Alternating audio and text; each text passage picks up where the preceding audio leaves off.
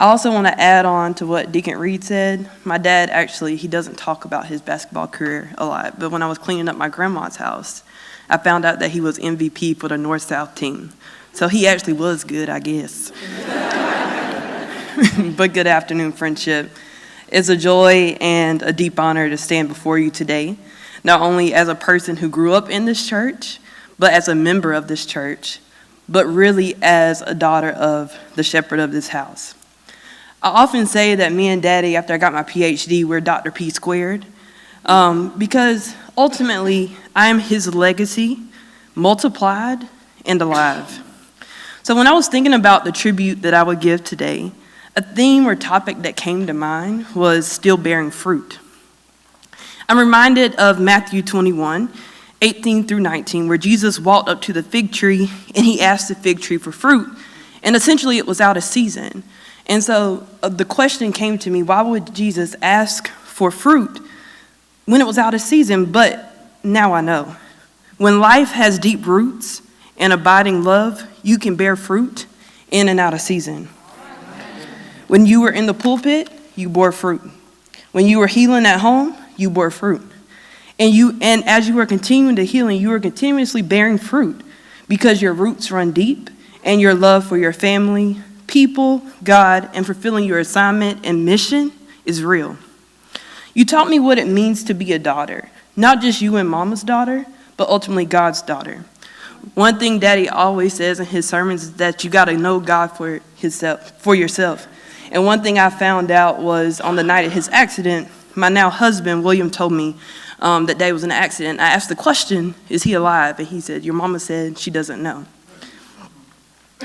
And so that was a hard pill to swallow, but it was in that moment that I realized that I got to know God for myself because I've experienced two emotions. I experienced the pain of being his daughter, but the comfort of being God's daughter. I realized in that moment that God had both me and him both in his hands. And so God reminded me that, again, we were in the hands of God. But what I don't want to overlook is the vessel that my mom is for making sure that we are, my dad and I, we're both able to stand. And so what I saw was Psalm 23. Yea, though I walk through the valley of the shadow of death, it was in that moment that I realized it was only a shadow. My mom often talks about it was that night where she begged God and prayed and she said, God, if you save him, I'll stand beside him. And I can attest that she has done just that.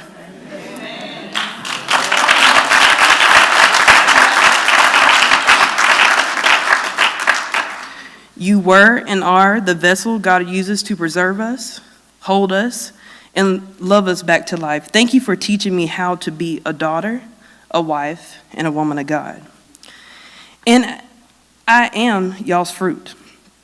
The love I have come through to know your fruit comes from the faithfulness that you all have. So just as Ezekiel 37, as Deacon Reed also talked about, was in the valley of dry bones, is something I think about often.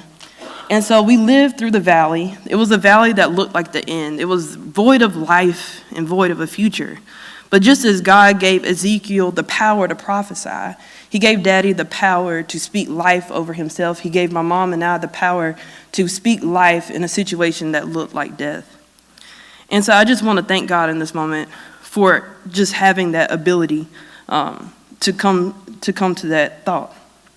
So even when your body needed rest, you kept doing the work. You kept rising, not just physically, but spiritually. And your life's testimony keeps breathing life in this church, this family, past generations, and future generations.